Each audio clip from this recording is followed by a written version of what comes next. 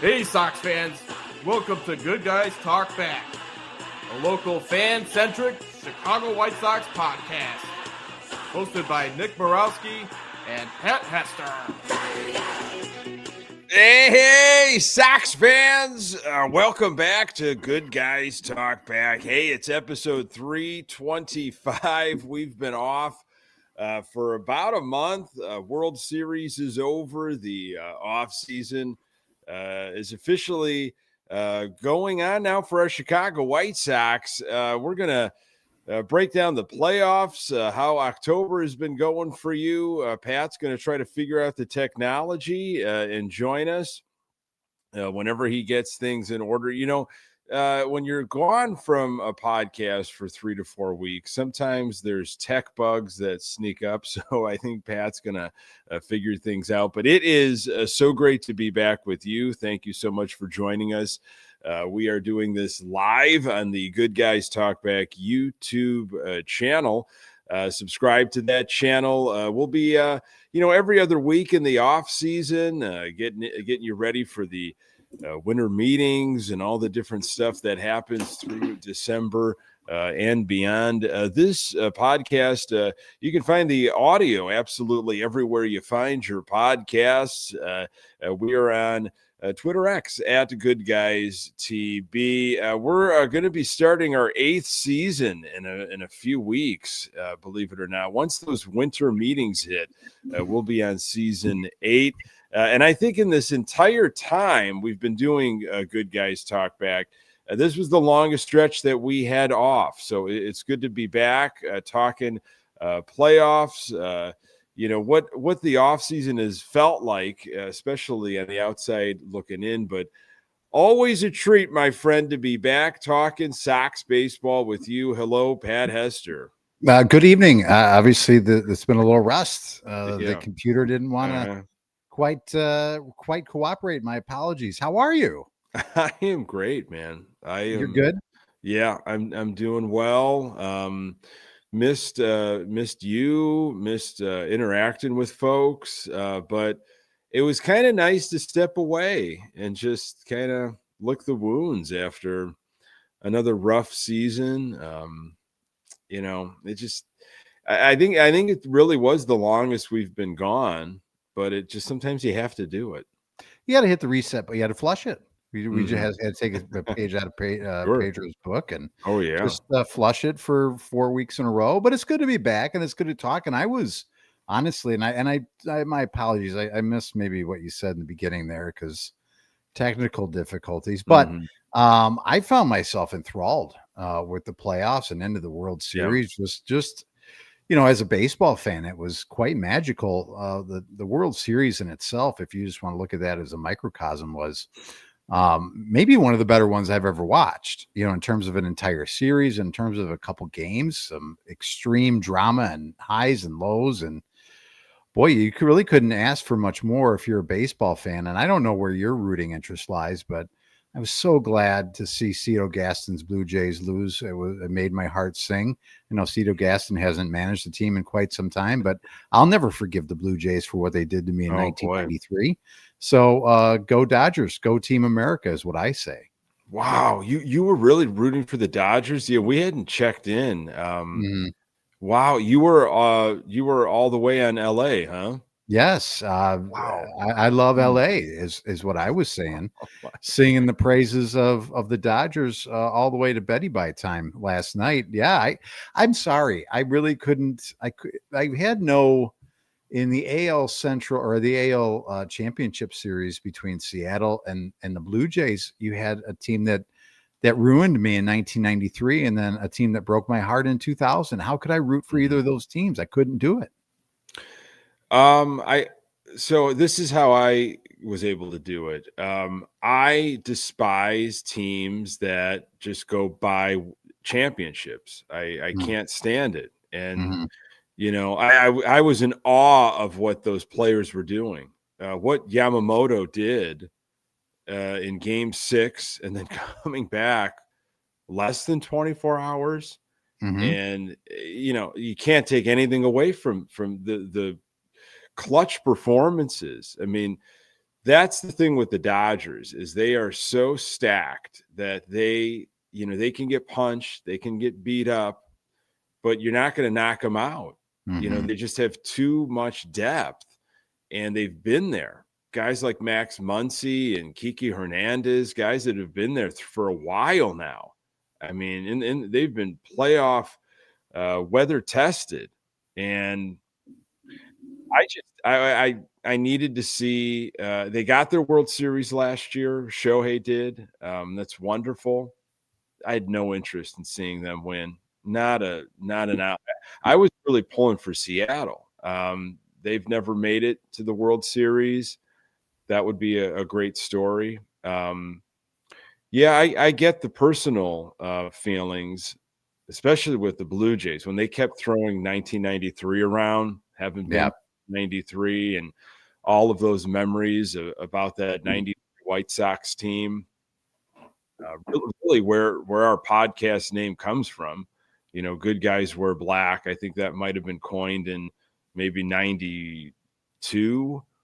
And then here 93, they were just cooking. What a team in 93. And we all know what happened in 94. But I like Vladimir Guerrero Jr. I like some of those players on the Blue Jays. I don't have a problem with Max Scherzer. I thought that was a cool story. I mean, talk about, guys stepping up. I mean, I didn't think he was going to throw as much as he threw. But I got to say, that was Toronto's game to win. Oh, yeah. Did Toronto lose it, or did the Dodgers win it? I mean, well, I think they lost it. You had one of the coaches on my son's team. He sent a kind of a screenshot of a tweet that was put out there that play at the plate, the force out at home. You had no secondary lead. You had a guy that was taking a 0 lead off a third. If you take a secondary lead and get a good jump, that game's over. It's a moot point. So it goes down to something as simple, the huge home runs, right? You had Will Smith with the big go-ahead home run. You had, I can't remember who hit it to tie it up in the ninth inning. Was it Rojas? Big, just solo shots by the Dodgers and almost like a boxing match of body blows, going back and forth. But it really comes down to a small fundamental play that if you're doing your job right as a base runner and you're getting a good lead, you're scoring on that play. And it came down to, like we always say, a game of inches many times, an inch. And Will Smith, almost with his foot off the plate, was able to have enough time to put it back down.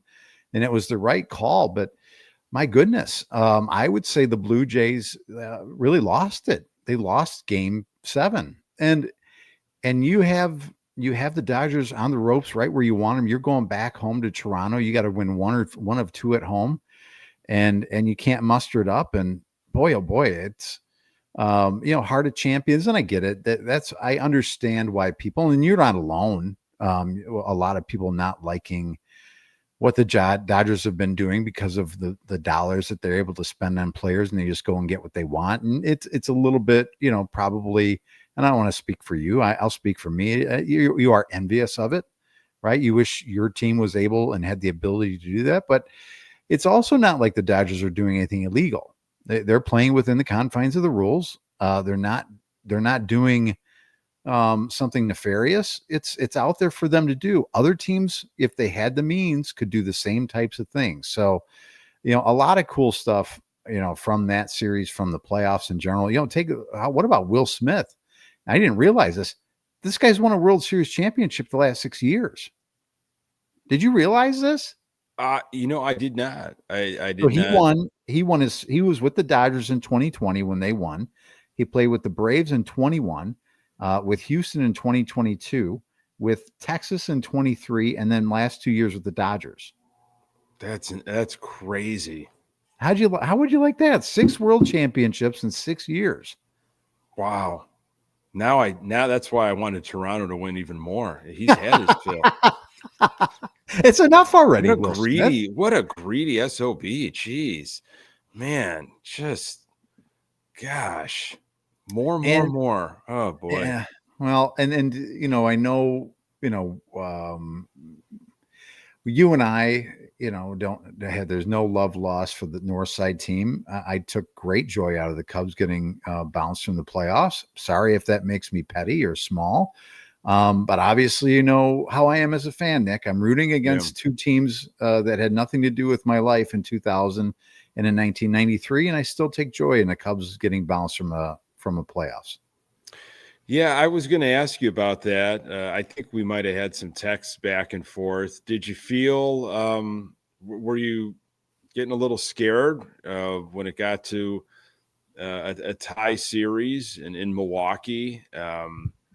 I had a feeling the Cubs were going to get absolutely steamrolled by the Dodgers if they did advance, but I just didn't want to see them advance. I wanted the Brewers to punish them, and the Brewers did in that final game. And I, like you, I can't pinpoint why it brings me so much joy. I mean, we could probably rattle off a bunch of different reasons, but truly why, like if you want to get into Sox therapy, you got to talk about the North Side and why that does cause so much frustration and irritation. And I've had this conversation with so many people.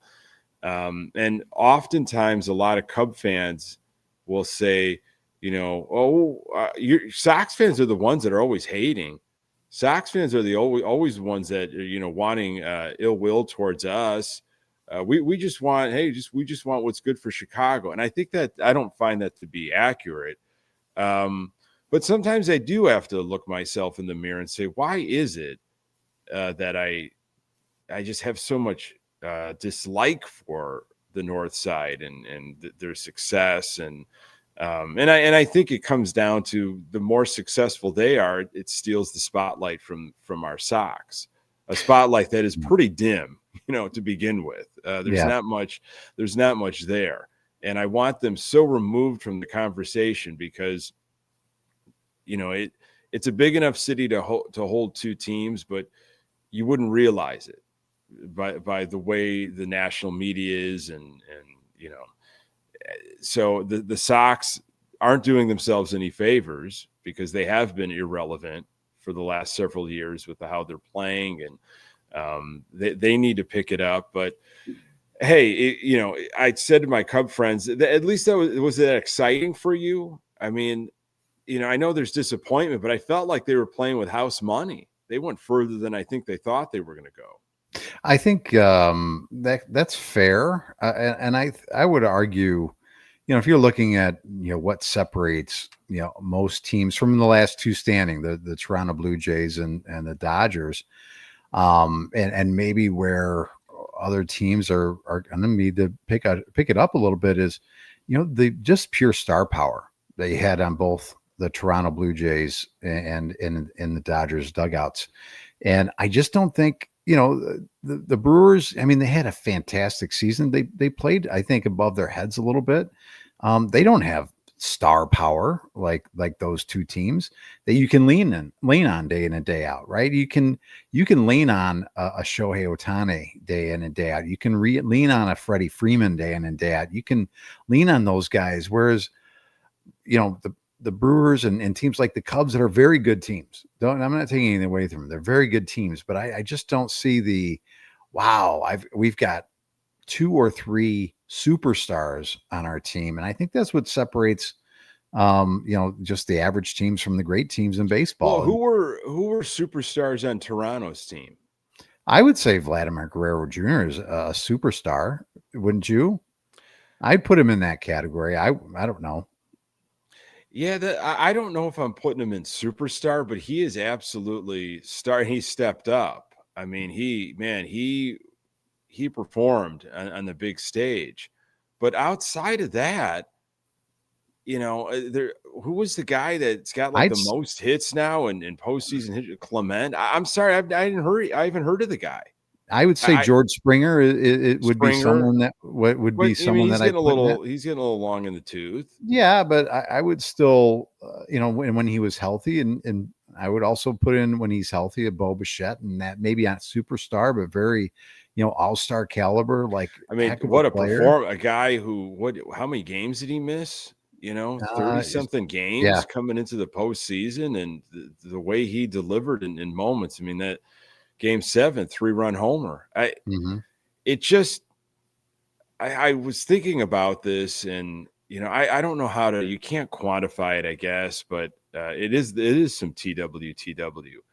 A team like Toronto that I think just got better as the end of the season rolled on, and the more they played in the postseason, and they had big games. I don't know if you and I have experience with this. Like, maybe you have. I mean, and I'm not making light of this, but something like bowling or something that you do, and you do it, and you're pretty good, and your group is pretty good, but you get better and better as you play more, and you can kind of understand the cast of characters that you have with you. I mean, if anybody's done like an intramural or a high school sport, or God bless you, college and beyond, you might know this as well, is you start to gel and you start to bond, and you just get better. And all of a sudden, you're able to rise to the level of a superstar team like the Dodgers. I mean, Toronto just played better than the Dodgers.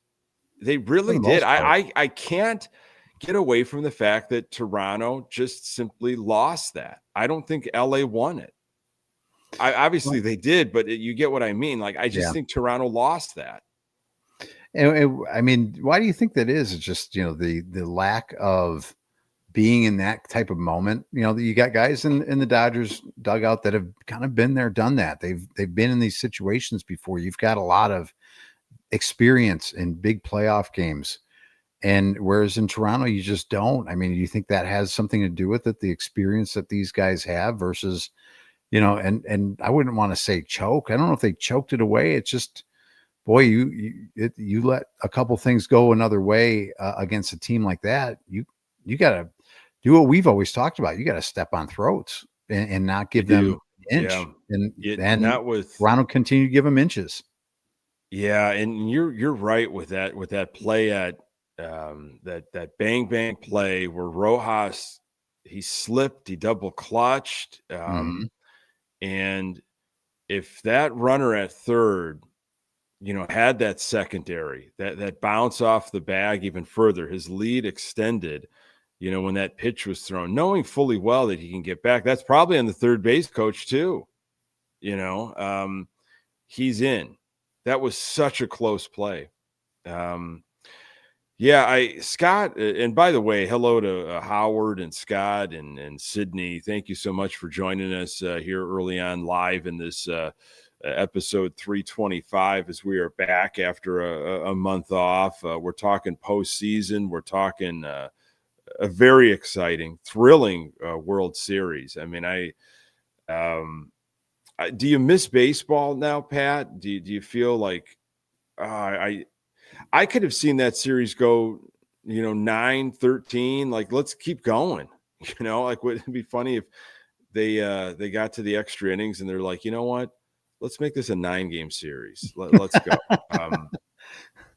I just, I miss baseball because that was exciting, good baseball. There weren't amazing defense in that 7th game. There were some walks. There wasn't sloppy play. It was just good baseball. And Scott brought it up too. So a couple questions for you, Pat. Do you miss it? Do you miss baseball now that it's over? And Scott said, watching this World Series reminded him of how many miles behind the Sox are from relevance. Do you feel like, wow, okay, yeah, we got a lot to get in order here if we're going to be in this conversation? Yes, it reminds you of how far away the Sox are. So that's though, again, I still, you know me, I'm Mr. 81 and 81 prediction for next year. You did. Yeah, that's right. It's a good reminder. I think the Dauber is pointing in an upward direction. I'm excited about next year and see what this offseason will bring. But regardless of that, you're still far from, where your ultimate goal is. And I don't know when, it's realistic to even think about starting to talk about number one, playoffs, number two, making a deep run in those playoffs. So yes, the chasm between a team like the White Sox and a team like any team that made the playoffs is pretty great. And do I miss baseball? No, I don't miss it yet because it just ended, and I was still very much involved and had I was entertained by the World Series. And I think it's okay to kind of let that go and start thinking about the off season and get excited for that and get excited about news and rumors and where the deck will be ultimately shuffled and that kind of thing going forward. So I look forward to the off season, taking a little bit of a break from baseball and getting back into it when appropriate. And really, I'll start missing it in January and February when we're in the midst of what a lot of people are thinking could be a really miserable winter. No, not to be a Debbie Downer over here, but that's what Farmer's Almanac will tell you. If you care about that, it's not going to be a great winter.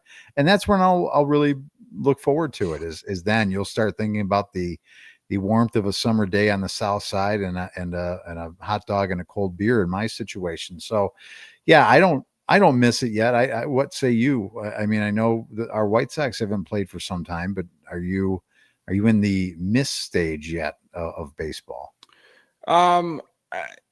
Because I'm such a baseball guy. I think I will miss it. The Bulls it's early, but at least it's somewhat promising, and the Hawks look better than I thought they were going to be. Both teams that I can now watch since I've got the sports channel here. I didn't have that last off season, so I didn't follow. Not that I missed anything, but I'll pick at Bulls and Hawks, and I enjoy the NFL just as much as anybody else. But I'm always a baseball guy at heart first and foremost. So I'm going to miss. Oh, there's an exciting playoff game tonight. I'm going to miss that.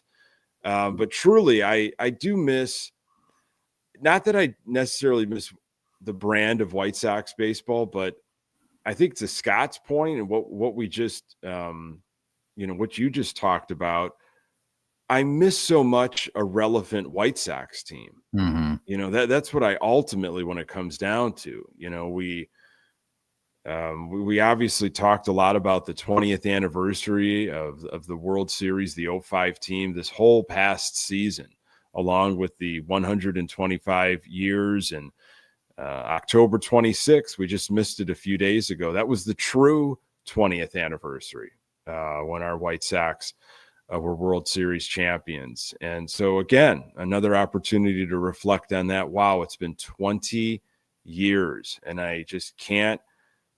I'll remember it hopefully for a long, long time. It's still crystal clear.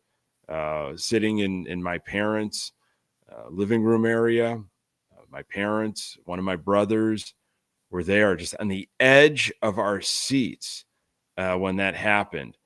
And my father, his first order of business after that final out was to run into the kitchen and grab a pot and a wooden spoon and was banging the wooden spoon and into the pot on our back deck.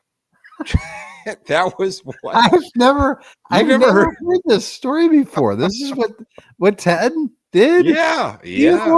Went in and grabbed a pot with a wooden spoon. Like, I don't know if that was, because my parents grew up on the South Side of Chicago, and I've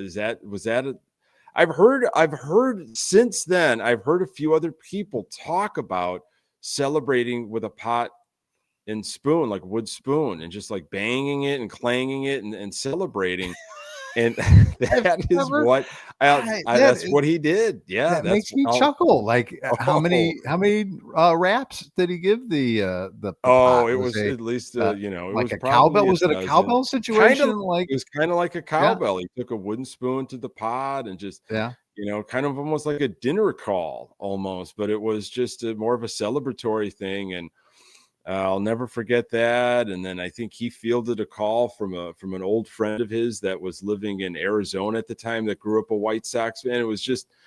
It was so magical. And I just want relevant White Sox baseball. You know, I'm wondering if you had this situation with your kids you're older, but you know, my guy approaching 3.5, and we'd be watching, you know, he saw that playoff baseball was on, and he would ask, and just in the sweetest way, just like, White Sox playing today, Dad? I'm like, no, Vince, they are not. They are done for the year. And it's just like so innocent, you know, but it kind of, I have to stop and just say, wow, yeah, I wish, you know, and I don't know when that's going to be. I don't know when we're going to talk Soxtober again. It might not be for a while. I'm hoping maybe 2-3 years, you know, maybe we can have the conversation of wild card or something, but I don't know. No, I don't know. 81 and 81. That 81 could get you. Division. It could be. You don't know. Well, I mean, days after, Pat, or a day after our last episode, the Sox cleaned house in the coaching staff. Like, we didn't even get a chance to talk about all that. Let's react to that, if you don't mind, because I mean, probably the biggest move was Dr. Katz. No longer around. And when you first sent me the text about it, I didn't read it. I thought it meant he was being retained, and I think my response was you know, the Teflon Ethan Katz is you know, never lifelong contract. But I was a little surprised by that. Not that I thought it wasn't deserving. I think there's a needed different direction that's or a different voice or something different that needed to be done from a pitching coach standpoint. And I don't know that you can blame all kinds of everything on an Ethan Katz. It just, to me, it kind of seemed like someone, a guest that maybe had worn out their welcome with me. It's like, all right, it's time for you to go now. Hey, I got to work tomorrow. Really tired. I gotta go to bed. And they're like, this was fun. You know, this was really fun. This was a lot of fun. Let's try this another time. Check out what's on Netflix next. Oh, it says we like this program. Why don't we pop some corn and grab a pot and beat it with a wooden spoon? Oh yeah, you know. When you did react that, I think I'm like, I don't know if you know that's drunk. What's happening. Pat is obviously not reading or doesn't know how to read. So yeah, Ethan Katz, Marcus Timms, Drew Butera, the catching coach, get him out of here. Jason Bourgeois. That was the gentleman that was late to first base because he could have been in the can. And he forgot that he had to be out in first base a couple seasons ago. He's gone. And Grady Sizemore has been given like a bigger role with the team. So he might have an official love that title. Grady Sizemore. They love him. Oh, yeah. He's the new flavor. But the Cats thing, I think that had to have been – they maybe really liked what they saw in Will Venable. Maybe they were surprised, and they're like, you know what?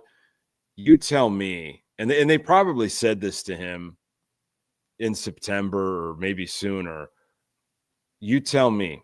Who do you want? Because we got to make some decisions quickly, and we trust you. We really like what you're doing, and we want you to have a little bit more say in the people around you, because Bourgeois was with Pedro, and Marcus Timms was around, and Katz has been around for a long time. So Venable didn't have, but Venable was a first-time manager, so they probably weren't going to give him clearance. And now they were like, hey, we like what you've done. This was impressive. 20-game turnaround. We're still awful, but you did a lot with this team. Okay, we're going to let you pick some things now. And he's like, okay, get rid of these guys then. Yeah, I don't think that could have been how it went. I think that makes sense. I mean, I've been in my career a leader of people many times. I love how you say a leader of people. Well, I don't know how you say it. It's like trying to be humble and just, I'm like, I have been a leader of people. But I've never I've been able to interview and have final say on who my people are. It's not like, well, here's your scrappers. Let's go. You should have choice. And I think that's a great feather in Venables' cap, that it's like, okay, I think that's exactly right. They should do that. They should have been able to do that from the beginning, but I'm sure contracts and things like that. And you're right. First time manager. We've already got these guys. We've got a staff build out. Let's see how you can work with these folks. And again, I think it's a good thing for Will Venable to be able to pick out his group of people that can, again, make him the best manager he can be, because you need to have people you trust around you. I'm not saying that everybody's got to have the same mindset. You should have some dissenting voice in the room to kind of not challenge your leadership, but maybe challenge your thinking on things to make everybody better. So I'm happy with, whether these guys were good hires or bad hires, or it was good decisions to get rid of them. I just like the decision to give a little bit more power to a guy that you ultimately trust as your manager. Yeah, the love for Ethan Katz was deep. It was there was a lot of folks that were defending Katz, and I'm trying to think what was he? What did he really do? And not that he had a ton to work with, but I think about guys that never panned out or moved on, and some of it was probably well beyond his control. Stuff with, Michael Kopech and Dylan Cease and Giolito. And I was like, man, I just didn't see the things that I was hoping to see, and maybe they weren't listening. I don't know. Maybe those players just, by the way, Michael Kopech, World Series champion. Congratulations to him. Maybe they just didn't, they didn't drink the Kool-Aid. Yeah, it wasn't Katz. I don't know. Katz had a relationship with Giolito, right? I mean, it was his high school pitching coach. So that maybe had a little bit of, there was some connection there. And Katz came from the same, the Giants organization, if I remember correctly. And I think at the, when he came in, that's when the staff was really humming, right? And it seemed like when he got a chance to work with Giolito, he had a little bit of a renaissance in his career, and he discovered some things. And Lucas Giolito was one hell of a pitcher at a time. And I think, there was some credit that went to Ethan Katz, but I think after a while, he just couldn't right the ship when guys started to turn in a different direction. And you take Dylan Cease as well. When we were struggling to figure out what Dylan Cease was, why is this guy, can't he get out of the fourth inning? Fantastic stuff.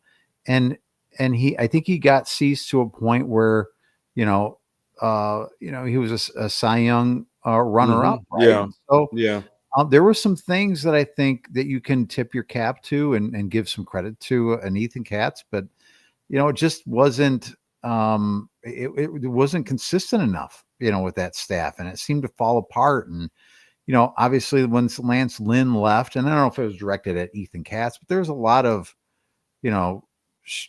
I think confusion on maybe how the staff was handled, and maybe some things that could have been done better. But that's neither here nor there now. He's gone, and we'll see. And it's going to be hard to tell too what kind of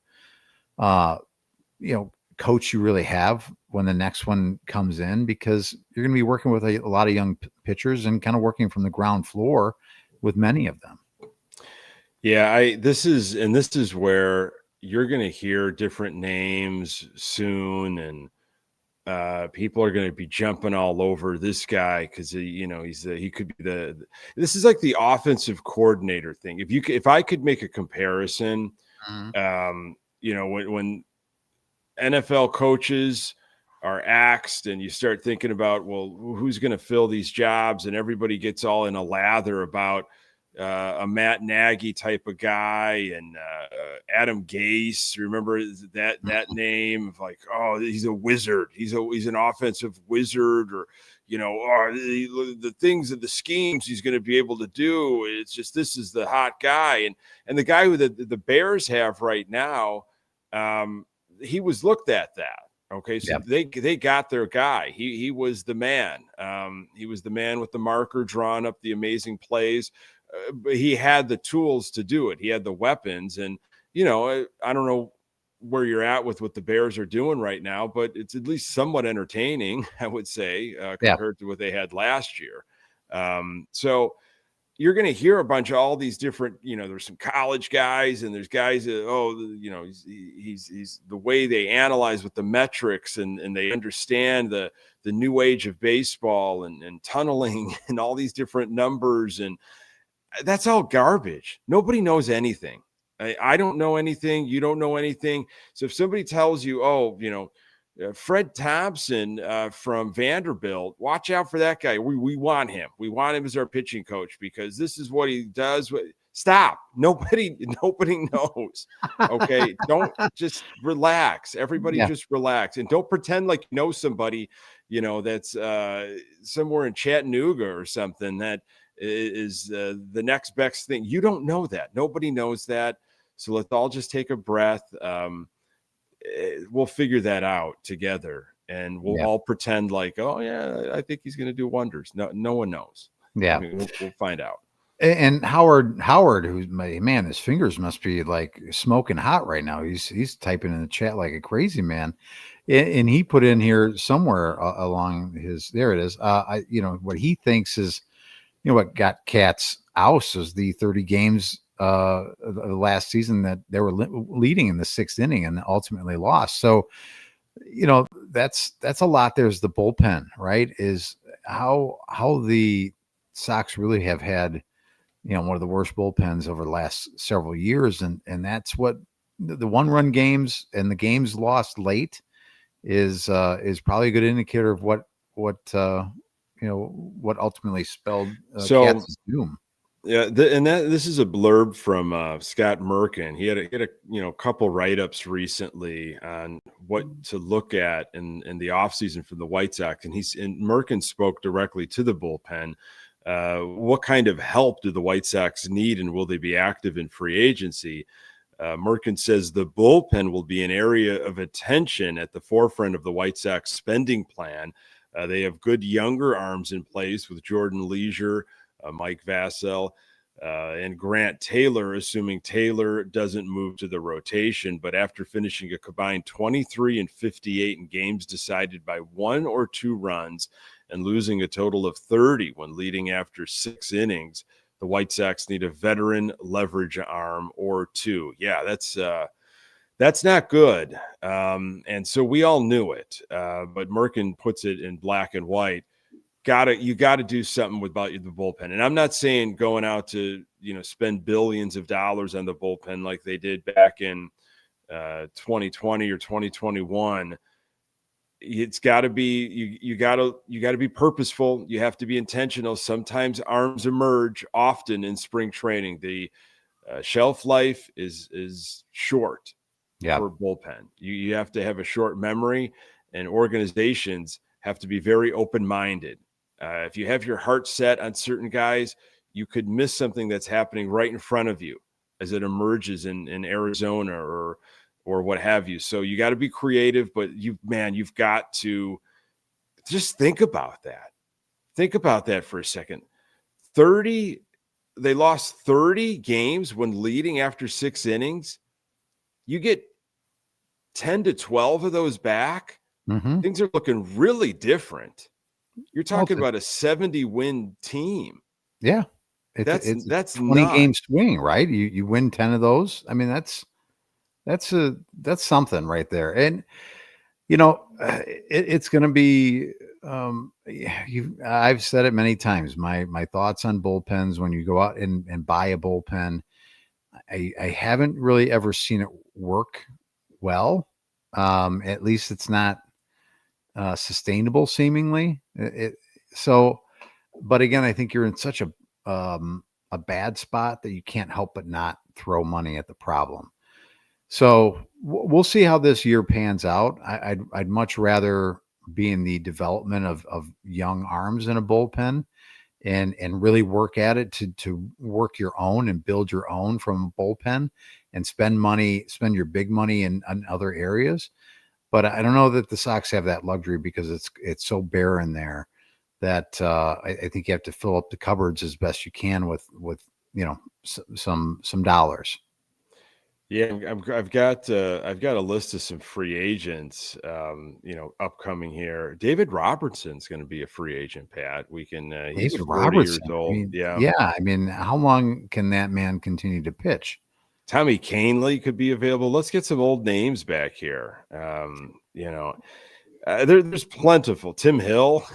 Okay. Again, just guys, but that are going to probably, if they continue to pitch like a Dave Robertson, he'll have a job somewhere, I'm sure.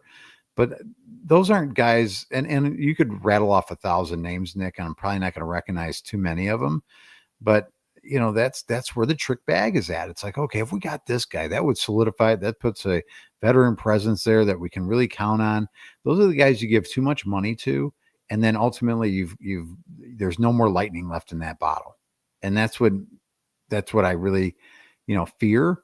And is there really anybody out there that's truly impactful that you can go and get, maximize your ROI? So again, I haven't looked at that list, Nick, and you could probably rattle off all 50,000 names on that list. And I'm going to probably look at you cross-eyed because I'm not going to know most of them. But again, I would tread lightly, I guess, is my final thought on that. I would look at more of the name for some of the position players where the Sox need to address, and I'll get to that in just a second. So who might the White Sox be willing to trade? Merkin obviously turns the attention, as we all know, to Robert. Payroll commitments for the 2026 White Sox fall primarily upon Robert's $20 million option and the $17.1 million on outfielder Andrew Benintendi's deal. There's room to maneuver even if both continue their featured roles with the team. If they are moved, it should open up greater room to spend. The Sox hold a $20 million option on center fielder Luis Robert Jr. For the 2026 and 2027 seasons with a $2 million buyout. Only free agent, left-hander Tyler Alexander. So you're thinking they're gonna, they didn't deal Robert. Okay, so you pick up that option and then you do what? I mean, what do you do? It's interesting that I guess the thing that bothered me most about that, when you're talking about potentially moving away from an Andrew Benintendi or, moving away from 88, it's really about the part where he says, well, that should open up more spending room. Shouldn't there be plenty of spending room right now? I mean, the payroll, I don't know where the payroll was at the end of last year. I'd have to say low. Yeah. It's got to be, it was pretty low. And it's been pretty low. So, and I know the revenue streams aren't what they would probably like in terms of ticket sales and all that, but the organization should have plenty of money to spend, or at least in theory, because of the way the game and the league is set up, to where you should still be profitable enough to spend money on your team.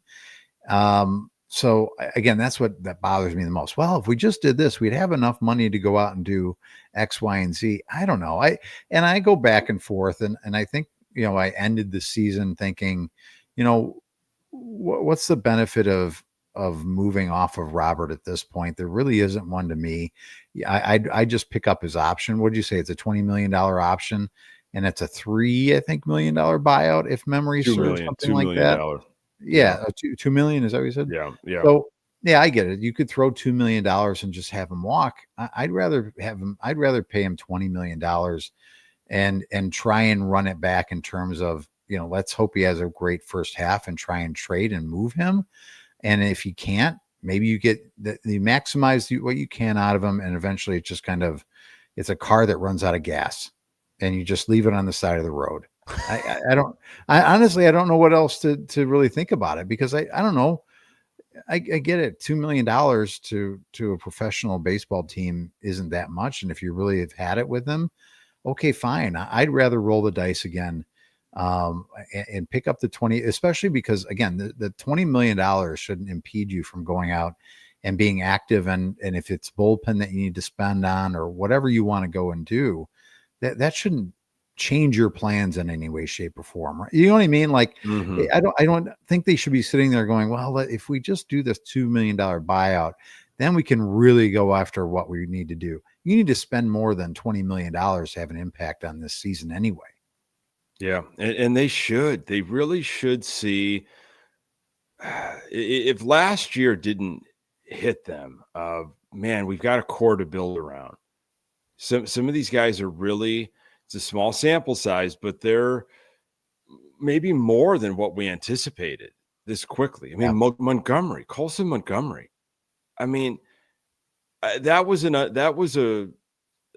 had to really see it to believe it situation that he was able to do what he did in the short amount of time he was in a White Sox uniform. Yeah. You got Braid and Montgomery doing well in Arizona right now in fall ball. And, eyes are going to be on, the Schultz and the Hagen Smith, the arms. I don't know how ready they are, but money has to be spent. And it really can be spent. And I know we keep going back to the division, but if there ever was a time to talk about that again, it's now. You look at that division and first base, I think you need to figure something out for first base. I know Sosa took some time there at first because you couldn't get rid of his bat. Vargas, I don't think he's a natural first baseman, but he's willing to play wherever the Sox need him. I was impressed with his season opposed to what we saw the season before when we got him from the Dodgers. You're going to need to address first base. You're needing to address the bullpen. You're, of course, going to have to address the outfield, namely right field again. A guy that a lot of people, were talking about, Pat, we've seen a lot in our division, and he was in the postseason for the Mariners, is Josh Naylor. I mean, that's a guy that's, I think, a lot of Sox fans are going to be looking at. The rest of the league is going to be looking at. 28 years old. I mean, he can play. He's clutch. I mean, he fits in. He really does. I mean, I threw out the Schwarber thing to you out of jest because we've talked about Schwarber quite a bit. But he's not that old. Schwarber's not that old, but I just, I don't think that's where the Sox are going.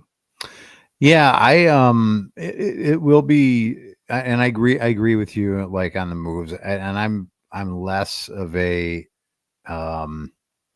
need for first base than you are. I maybe I'm way oversold on who's your first baseman. Who's your guy that we're going with right now? Why can't I go with Sosa? Why can't I live that dream? Why can't I continue to go with Lenyn Sosa? He might have to be your DH, brother. He might have to be your DH. Did you just give me a brother? Did you just go Hulk Hogan on me and give me a brother? Okay. Oh, I miss you. I don't know. Yeah. Going back to the Naylor thing, that's an injection of attitude, I think, in a good way for your clubhouse, right? I think it needs that kind of, that's the kind of gravitas, if I could use that word, that I think would be welcomed, and a little bit of a little badass type of thing that I think would be welcomed on the South Side. So yes, I agree with that. I also look at it this way. You were talking comparisons to football and coaches and things like that. I'm comparing what the White Sox have in terms of a roster, in terms of what football teams have when they have a good young starting quarterback on his rookie deal. And it's like, okay, if we can surround it while we don't have to pay this guy the big contract in the first 5 years and win now and spend a ton of money around him when we don't have to pay him particularly, let's strike while the iron's hot. And I think that's what I would look at if I'm the White Sox. You've got some really young players that have seemed to quickly gel and show that they can play this game, and it wasn't too big of a stage for them, that I think that maybe it's like, okay, maybe we do this now before all these guys might come up and we have to pay them. Why not surround them with as much talent as we can and maybe overspend in some areas, because we're getting a hell of a deal with our shortstop, a hell of a deal probably with our second baseman, our couple catchers that we have.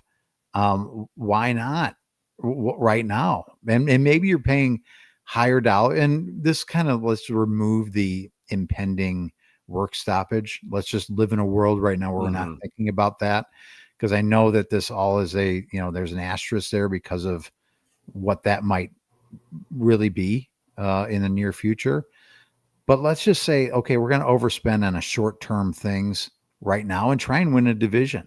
And I know that's maybe not the best way to go about it, but if you're looking at your core of players being here for a long time, maybe you're overpaying on guys that are going to be here for 2 or 3 years, maybe even 3 years, to try and win and get in the playoffs, and think, okay, that deal's done, we got to do it again and overspend here or there. Like, I don't know if that's the right way to go about it, but I've gotten to the point where I'm getting impatient for the long rebuild, wait for this guy to come up, wait for that. It's like, we got some guys that are up here now, let's go. Yeah. And they seem to like playing with each other. They like to, they seem like they get along, like there's some chemistry. It's the type of nucleus, again, small sample size, that I have seen work in the postseason, where they talk about just wanting to win for each other and what a great group of guys, and we get along, and there seems to be a different vibe than when we were supposed to be juggernauts in the AL. And we later found that there were kind of these little cliques and these little pockets, and kind of people lived in their own little sections, and there wasn't a lot of unity. And again, what do we know? But things have leaked, and after seeing what we've seen, you probably believe some of it. Again, we don't know the whole story, but not everybody's going to get along. But for a team that lost 100 games, I think these kids are just hungry to play.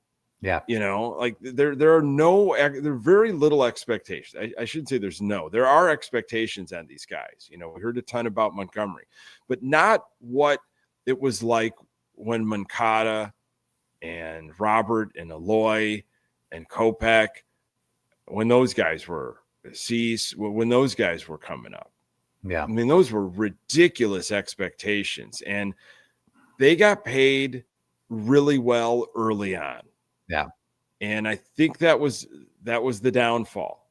On one hand, it was like, okay, you're committing to these guys. You're not going to mess around with them when it comes to service time and stuff. But they didn't earn it. They just didn't earn anything. And I wonder if they just got completely complacent. They got multi-generational money, and that was that. I think that's exactly what it was, Nick, honestly. And we, at least I did. I don't remember your viewpoint on it. I was one that was applauding Han for that. It's like, okay, let's get this done now. Let's set it and forget it type of situation. And we're going to save a ton of money on these guys when they are going to be superstars, because you're getting a hell of a deal. Yeah, you're going to pay them all up front before they've really done anything. But boy, the potential, these are can't miss type of guys. And then when we have an opportunity to, like Han would always say, the money will be spent. When there was an opportunity to fill in a spot, right field, with a true superstar, we'll have that money to go out and do that. Well, that never came to fruition either. So, I think it's got to be a little bit of a reversal. And again, I think at the time I thought the thinking on it, I could get on board with that type of thinking. It seemed to make sense to me. It just completely blew up in their faces. Yeah. I'm kind of with you on that too. I was initially excited because we had seen some things happen with players on the north side and elsewhere where service time was being jacked with, and there was some negativity, and like just invest with the guy early. We're committed to you. We want you playing for us in a White Sox uniform right away. And I didn't, I didn't want to believe that was going to affect, and this is all speculation, but we could kind of say it, since it didn't turn out the way we wanted, that there was just going to be that complacency about it. And so I like the hunger. I like the energy of the guys that, we got to experience, especially down the stretch. It gives me some hope. But you and I have been through enough off seasons as well as so many others that, listen and consume White Sox content regularly to really just pump the brakes. Yeah. It makes sense to us, but we still know who's ultimately in charge. Yeah. Again, we'll kind of, but we're going to ride the wave, and we're going to still look and have some, there will be some excitement, I think, this offseason, maybe not like other teams, but it'll be an interesting offseason to see what they address and what they do. And, I don't necessarily need them to, quote unquote, win the offseason like they've done in the past. Like they've been the darlings somehow of the offseason in past years. I don't need that. I just, be due diligent, fill in the holes where you need to fill in. And if there is something out there to be had, please, for the love of everything good and pure, don't hold anything back because you feel like you have to spend $20 million on Luis Robert Jr. to keep him around. And because you do that, it holds you back from doing other things. If that's the case, then just turn your keys back in, Jerry, and go back and go and live in Arizona and just just go away, please. Just go find a hole to live in. You are not wanted here anymore. No, go take one of those drug walks like Nick wants everybody to take into the desert and never come back. Listen to me, please. Not everybody is built for one of those acid trips. I come across people every now and then, and I just see the makeup, and I just kind of get a vibe, and it was something I thought would be beneficial for Kopech. Whether he took me up on that advice, I don't know.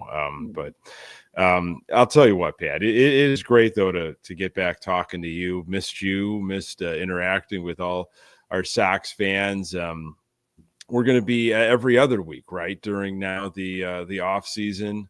I think that's appropriate, right? Unless something happens, big Kyle Schwarber gets signed, or Ishbia takes over full control of the team and decides that he's going to spend billions of dollars and build a new stadium, and all our hopes and dreams are answered. Yeah. So we'll be every other week, but that's, this is, I think, what we did last off season. And then when appropriate, we jump back on the mics for big information. Subscribe. We're going to be kicking off, as we had mentioned, season 8 around the winter meetings, which is early December. So did we set aside a budget for that, by the way, to go to the winter meetings, you and I, or did we not include that in our yearly meeting? That was not part of it. No. We were going to do a car wash, I think, fundraiser.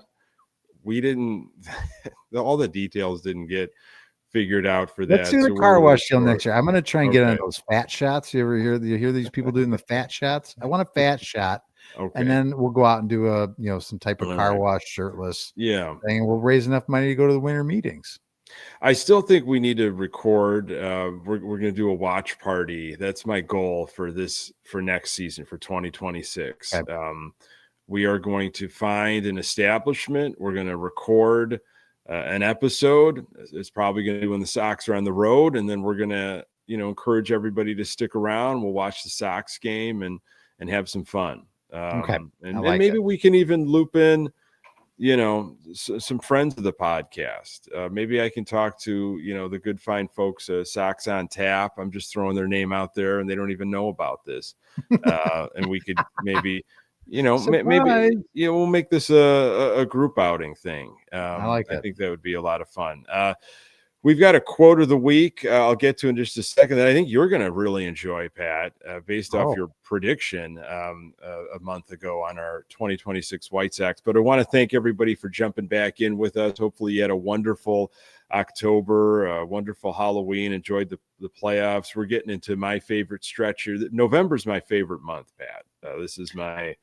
I love this time. You live for this. This is Nick Murawski time. It's turkey time. Yep, I'm already starting to think about the plans, the food, the day. Yep. I mean, I know it's a big day for Nick Murawski. It's a big day for me. Maybe Yep. we'll do a watch party. Thanksgiving sometime. We'll just recording over a good meal. I love it. A good maybe post meal. Second dessert when the coffee's boiling and you're just sucking back coffee and pie. That's where I shine during that period. Good episode. That's a good name for an episode. Sucking back coffee and pie. So again, find this podcast absolutely everywhere you find your podcasts and pass it along to other Sox fans. Here's your quote of the week. This is from DJ Darren Jackson. Oh boy, he was. I better sit down even more so for this. If it's a quote from DJ, he was no short of words when asked about the Sox and how soon they might be competitive. This is what DJ had to say. I'm looking at 3 years. 3 years is a team to me that you are saying now they are competing for the division, and who knows where it can go from there. Jackson told MLB.com recently. Next year, the team is going to be competing to get close to 500. That's why I look at the year after that. You can build on the 500. Then you're saying we have the pitching that has been here. They are established. We've got the players who have developed, and we have some players who we've brought in. And I think you've got the staff, the manager, to make them intelligent players and cut down on their mistakes. So 3 years from now, to me, they are a team that's in the playoffs, end quote. All right. So put me in a freezer till 2028, I guess, and wake me up then. Strap it in, strap it down. See you in 3. That's see you in 3. I like it. I think that makes sense. It goes right in line with your 500 conversation. So, well, DJ and I we're like-minded and well-educated baseball men. Yeah, there's no question about that. So, that should bring you a little warmth heading into these colder days. So I'll take it. I will too, my friend. Yeah. Pat, so great to be back with you, buddy. This was a ton of fun, and looking forward to talking all things Sox this offseason with you. As well. Thanks everybody for jumping in. We'll see you in a couple of weeks. And I'm excited for the offseason. Hey, for Pat Hester, I am Nick Murawski. Until next time, go Sox.